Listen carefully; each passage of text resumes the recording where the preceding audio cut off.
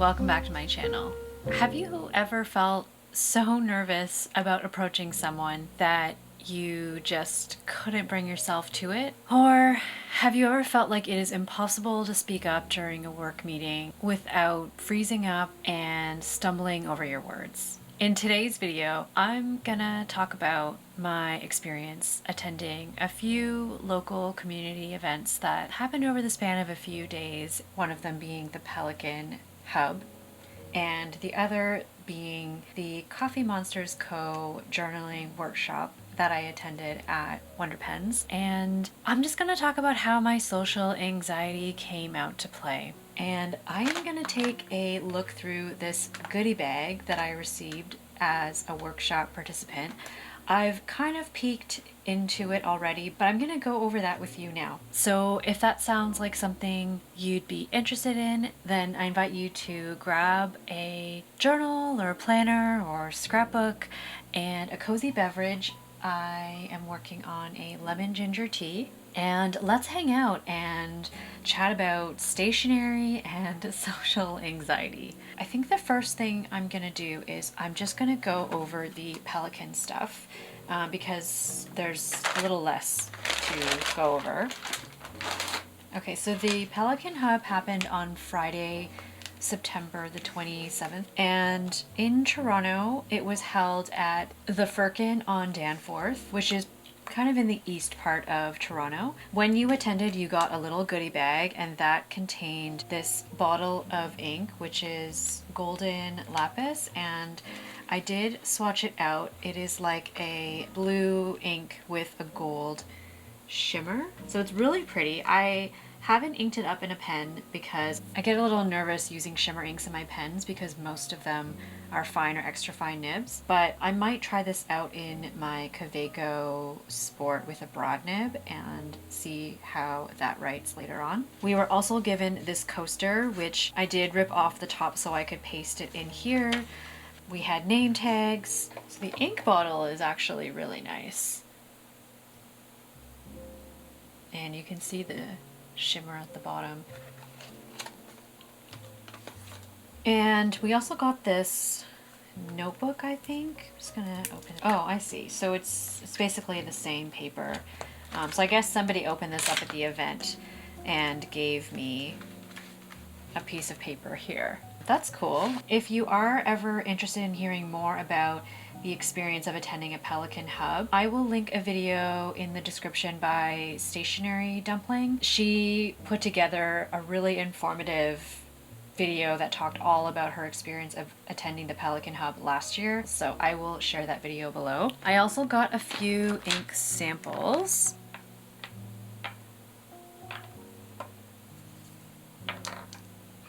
This is the sample that came in the goodie bag. This is the KWZ 150 Confederation brown ink, and it says Scriptus 2017. We have Organics Nitrogen, Organics Emerson, Diamine Schubert, Organics Thoreau, and Diamine Handle, Ferris Wheel Press, Beaver Dam Brown, and Monteverde Rose ink. I did try them out a little bit in my Hobonichi. And you can see here, these are the samples that I got. And I also got to try a few different pens while I was there. So I tried, I don't know if I got these names right, but I tried a Jinhao in a medium nib. I also tried a few different Pelikan. The person that let me try these mentioned they were vintage pens. So tried a Pilot Waverly, a Majorca Steel Flex nib, a Pelikan M800, and this is the ink that they provided with us, which I swatched out with my Kakimori brass nib.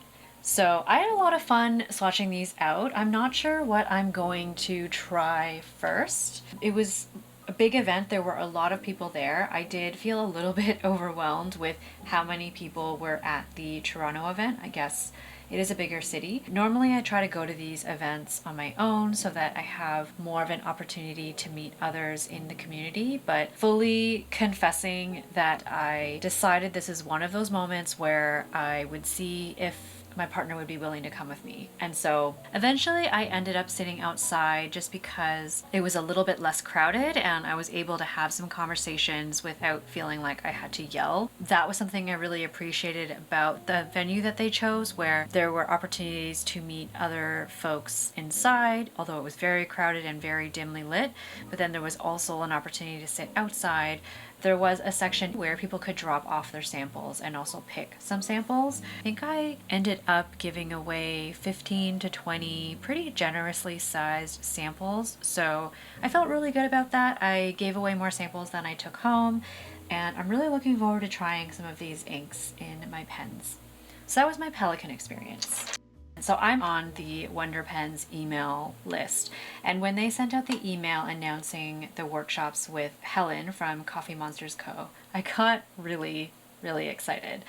She was holding two types of events. There was a doodling and lettering one, and there was a daily journaling one. So I chose the daily journaling one because I get really inspired by watching her videos and the way she uses her cousin, which is so different to the way I use mine. And I have been toying with the idea of trying out using my cousin for journaling. Typically, I'm very much a blank notebook journaler. I don't necessarily journal every day, and sometimes journal more than one page, sometimes less, but usually the type of journaling I do is very reflective and very focused on processing emotion, and I am really attracted to the idea of memory keeping type of journaling, or just something that's not so heavy. So I was really excited to attend this workshop, and it just so happened that a few days after the Pelikan Hub, and normally I try not to go to too many social events like that where I won't know anyone going into the event, because I know it can be kind of draining for me to be in that type of environment. It was 2 hours long, and the one that I went to was the final workshop that she ran. So I think she ran a total of 6 workshops, and I went to the last one. The workshop itself was a mix of her sharing tips and her experience, and then inviting us to use some of the tools in this goodie bag and practice some of the things that she was sharing. So she talked about how she formed the habit of daily journaling, some of the different things that she journals about, how she deals with empty spaces, and she touched on the perfectionism mindset and how she's worked through that. She also gave us different tips on how to add things or censor things in your journal. She talked a bit about composition, which I found really helpful. And she also encouraged us to pick one of her prompts and journal with her. And I also had a nice little conversation with a few people that I was sitting nearby, where we traded pens, and I got to try an Esterbrook for the first time, which I've always been really curious about. And I also got to try a Pilot 912 Falcon nib, which was also a nib that I was very interested to try. So I definitely have been able to try a lot of new pens in the last few days, and while I don't have any immediate plans of buying new pens, I think it's really cool to have pens in the back of your mind that you would be interested in picking up in the future. So I really appreciated that. Why don't we go through this together? I'm going to show you everything that's in here. Helen also ran her pop-up at Wonder Pens, and I also bought a few additional things that was separate to the workshop. Oh my gosh, there's so much stuff. They took a photo of all the attendees at the end of the session and gave all of us our own Instax photos to journal with. I thought that was a really nice touch by Wonder Pens. We were all given this brochure that Helen prepared. So on one side there's the daily journaling, and then on this side there's the doodling and lettering workshop. There's some topics that she's planning on covering, and then there's a list of prompts that we were able to use at the workshop, and I'll definitely use them again in the future. Looking at the doodling and lettering workshop, I am feeling some regret that I didn't attend this one as well, but that's okay. She also provided some worksheets, Eventually, I ended up switching over into just using my Hobonichi. I thought it was really nice that she prepared everything so that you wouldn't have to have anything extra. She gave us 4 different colors of Tombow markers, and I think apart from this gray, I don't have any of these colors. She also gave us 2 of these Furinosuke, I'm probably pronouncing that wrong, markers. So there's a hard tip and a soft tip. I have one that I got years ago and it actually hasn't run out yet, so these last a really long time, which is great. She also gave us 2 ink samples of her collaboration ink with Robert Oster. So this one is Day to Night and this one's called Coffee Monster, and I did a sample of the 2 of them on this piece of paper. So this is the brown, which is a beautiful brown, and then this purple is so pretty. It's even prettier in person. It reminds me a little bit of the Ribena syrup that I grew up drinking. We got some washi tape samples, and everyone at the event had different samples. Also got 4 washi tapes, which I think is amazing. If I'm not mistaken, I think these are done in collaboration with Wonder Pens. Yeah, so these are the 2 shop cats, and then we also have some notebook, fountain pen, ball of yarn, plans. It's really cute. I actually opened this at the workshop and I've already been using it. This one is, oops, except don't rip it like me. This one is different fountain pens. So this one is different ink bottles with the, I don't know if you can actually see that, the characters. And this one is different characters with fountain pens and journals and planners. It's really cute.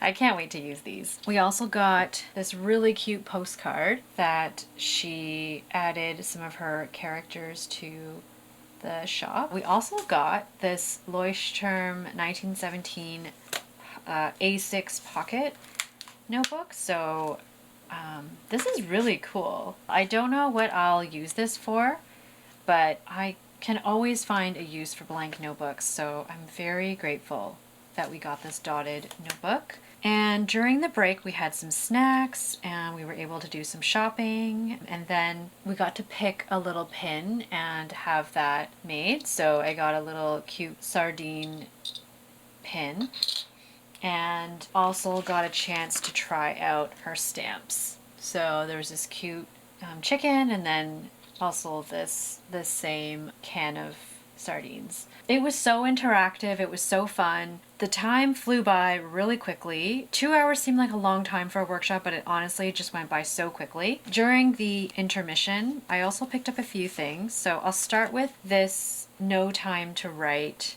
washi paper sticker. She actually gave 1 sheet of these to everyone during the event. And then I kind of went a little bit crazy, I guess.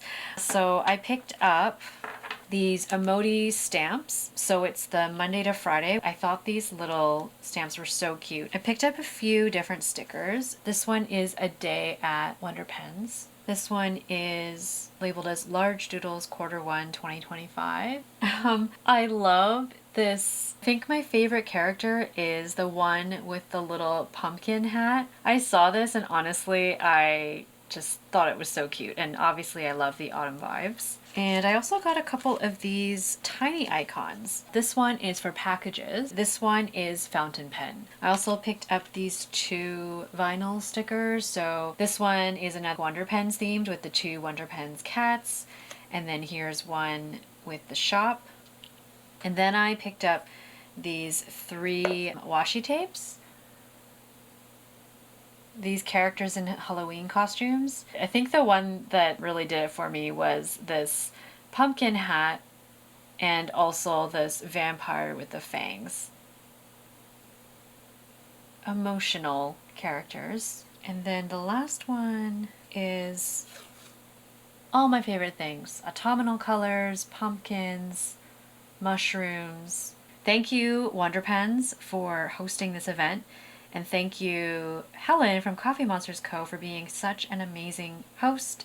So while I had a lot of fun at this event, and I have no regrets for attending the Pelikan Hub and also this Coffee Monsters Co. workshop. I did want to be completely honest and say that I did feel anxiety leading up to these two events. In the end, I ended up asking my partner to come with me to the Pelikan event because I guess I just didn't want to go alone. And for the Coffee Monsters Co workshop, I was okay with going alone because it was a paid event. And I also appreciated that it was an event centered around something to do.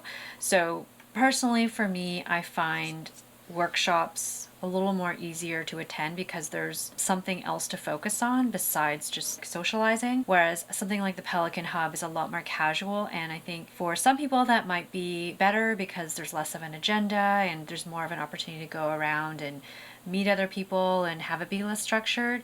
But for me, I actually prefer the workshop kind of format, which is why I've attended so many of the Wonder Pens events, because it's always a really intimate setting where you can meet others who have very similar interests, and there is a main activity that you can focus on. So, what is social anxiety in the first place? Social anxiety can range from feeling mildly nervous about certain social settings, can also be a lot more severe. So, symptoms are typically like feeling nervous in a social setting. It can also be a fear of being judged or embarrassed in those kinds of situations. It can also have physiological effects, like you could experience sweating or shaking or blushing in those types of situations. It can also mean avoiding certain situations. So, events like this, if I let my social anxiety get the better of me, I might have avoided going to something like this, even though I really wanted to meet Helen and attend her workshop. It can also be in the form of overthinking conversations, which is something that I do often. I'm very much overthinking the conversations that I have, and I'm playing them in my mind, worrying that I've said the wrong thing or that I'm being judged in some way. For some people, these symptoms can be manageable, but in other situations, it can escalate into something that's a lot more serious and can really prevent you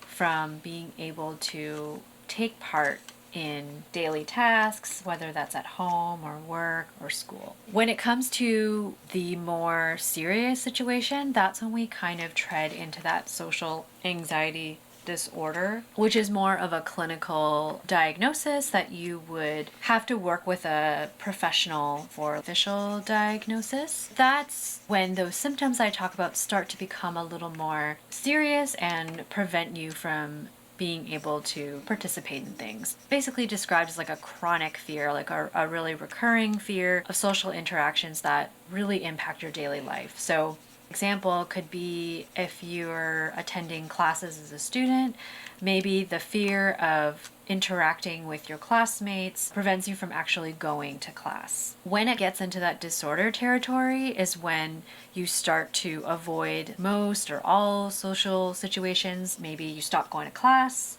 or maybe you don't go to work anymore. And I did notice that when I started working from home, I found it a lot more challenging to get myself to an office. There could be like an intense fear or dread of judgment. For me, that shows up when I'm in a group setting and I struggle speaking up. So whether that's like a work meeting, I have a tougher time speaking up in a group of my colleagues as opposed to maybe having one-on-one meetings with people that I work with. It could also be experiencing physical symptoms. So maybe before I do a presentation at work, feeling really nauseous, or for some, it could mean having full-blown panic attacks. And generally speaking, when we get into that disorder territory, it means that it's also interfering with your relationships, whether that's at work or whether that's at school. I'd like to share these things because the more I learned about these symptoms, the more I was able to distinguish what is a regular social anxiety symptom and how much is it impacting me. So if I find myself getting to a place where I no longer want to attend events, or I'm going through extreme situations of avoiding them. So there was a period of my life where I would never go to certain events with my friends, and I would miss out on being able to socialize with my friends because there were certain scenarios where I would feel too intimidated by, and I felt like that was impacting my relationships because I would get invited to these things and I would find all these excuses for not attending.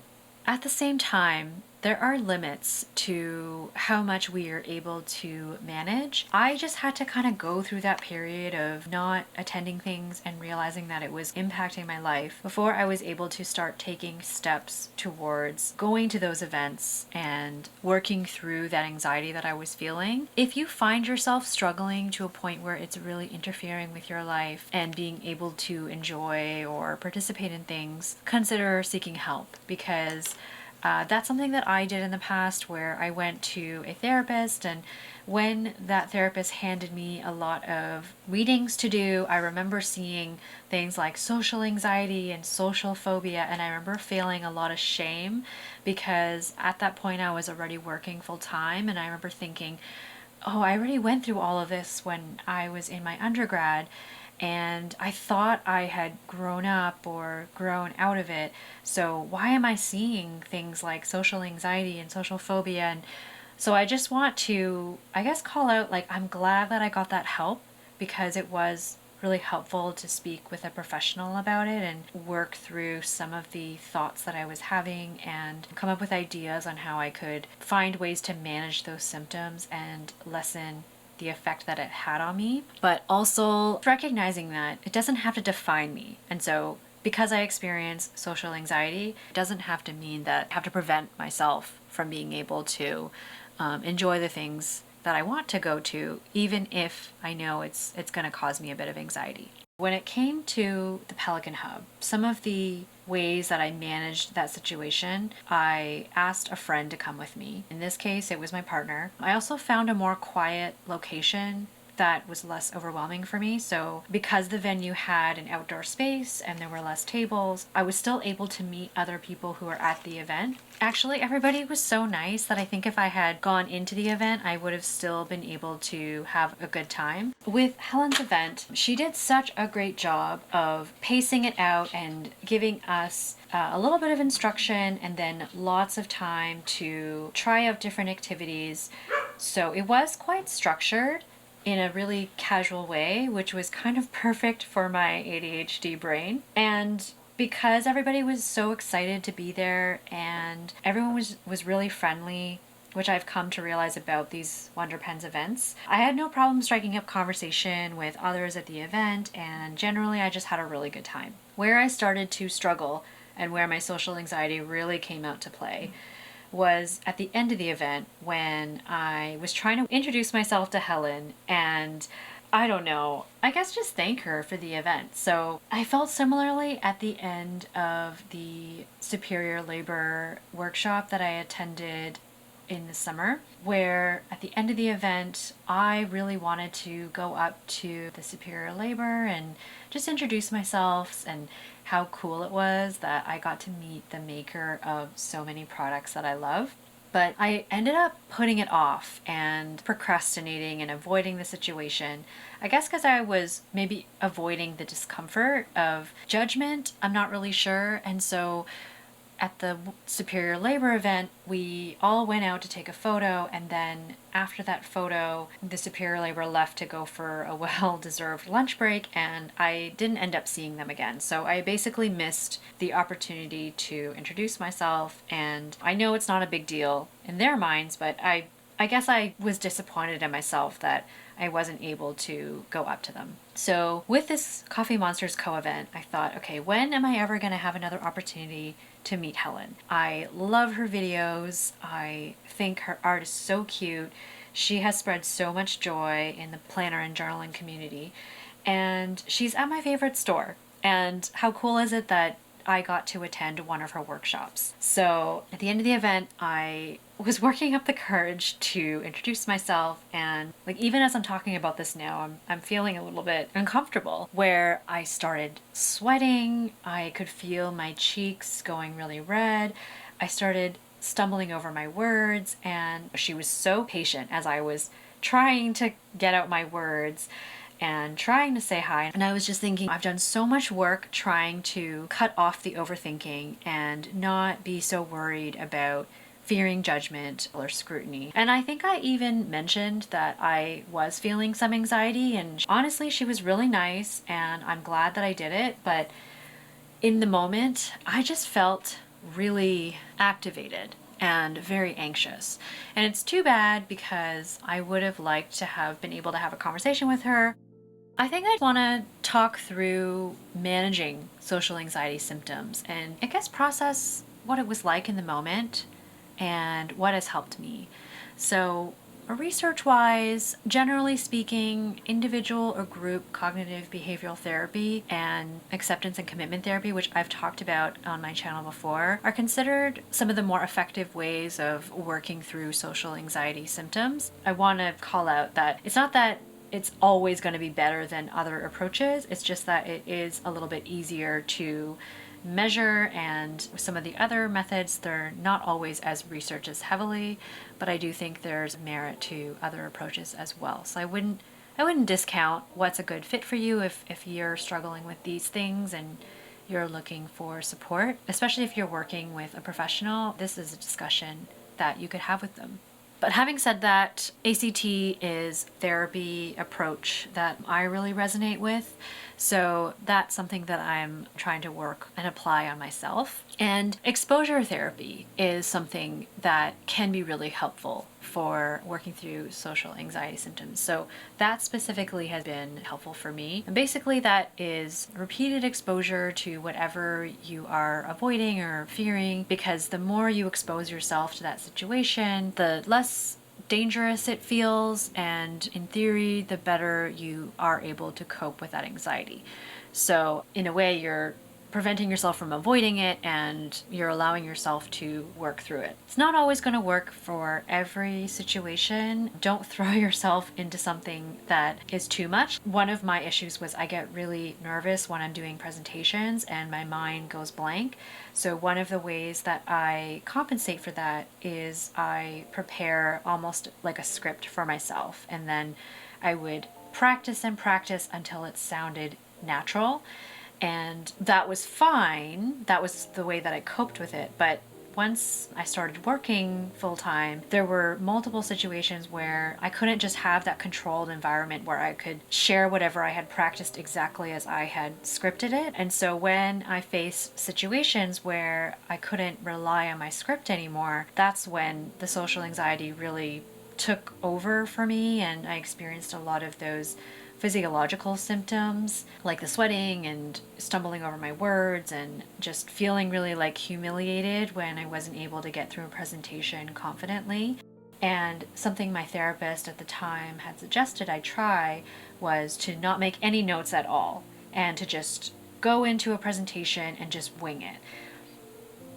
That might work for some people, but that did not work for me. And I think looking back, what I've done to adapt that is I will now think about some of the main points that I want to talk about, and I will write point form notes, but I won't write a script to the point where I'm relying so much on it or I'm having to spend lots of hours memorizing it. So it's kind of a in-between step where I'm not over preparing everything I want to say, but I'm definitely thinking about what I might say and trying to work through the discomfort of coming up with what I want to say more naturally. So my takeaway from that situation was maybe I wasn't ready to just throw myself into the unknown and completely wing a presentation. I don't even know if necessarily that's what my therapist meant for me to do, but I think I just took her too literally, and I thought I'm just going to dive into the deep end, try her approach, and it really didn't work for me. I ended up feeling worse about my situation, and it took me a while to recover from that because a lot of my social anxiety comes out when I'm in work situations. That's all to say, exposure therapy I think can be really effective, but consider it as a gradual exposure instead of throwing yourself into the deep end. And if the situation is something that you don't feel you can really expose yourself to, that's okay as well.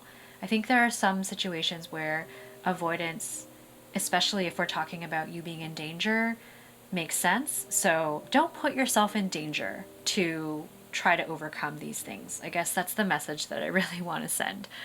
Other things that can help are things like deep breathing or grounding exercises. However, I think that also has a time and place. So when I'm about to do a big presentation and I'm nervous about it, I find deep breathing or grounding exercises can really help me before the presentation. But when I'm actually in the moment, it's harder for me to just stop and take 10 deep breaths in the middle of a presentation. And when I think back to that 2 to 3 minutes that I was talking to Helen, I wasn't thinking, okay, do some deep breathing. I was just panicking and I was thinking, I wasn't really thinking. Maybe in the future, if I want to approach someone that I'm feeling anxious or nervous about, maybe I can take some grounding breaths before I initiate that conversation, just to slow down my brain and slow down some of those physical symptoms that I might be feeling. Other things that you could do: journaling to process anxiety and track those patterns and try to learn more about them. So when I came home, pulled out my journal and I spent some time talking through how I was feeling, what happened, how I was feeling during, how I was feeling after. And then even the next day, I was still thinking about it. So I processed it a little bit more and thought about what about that situation felt so high stakes for me and what I could do in the future. For some people, it could be reframing those anxious thoughts. So maybe I was thinking, I'm worried about judgment. Looking back, Helen was nothing but kind. And even though it was obvious that I was nervous, it didn't seem to impact the way she treated me. And that may not always be the case with other people, but in that situation, I'm glad I put myself out there and I'm grateful that it was met with so much kindness. And then finally, reaching out for support. So this was an isolated case for me. It's not necessarily something that I'm experiencing on a regular basis, but if I'm finding that I'm struggling in this way a lot, there's no shame in seeking professional help. And I think if you are finding that you are struggling with similar situations, then I hope you feel encouraged to consider seeking help as well, if that is a possibility for you. I guess I wanted to close off by saying social anxiety really exists on a spectrum. Sometimes it's situation based, sometimes it's at work only or with friends only, sometimes it's more severe and really impairing and holding you back, and sometimes it's more mild and can be over really quick. So I hope me sharing my experience has been helpful in some way.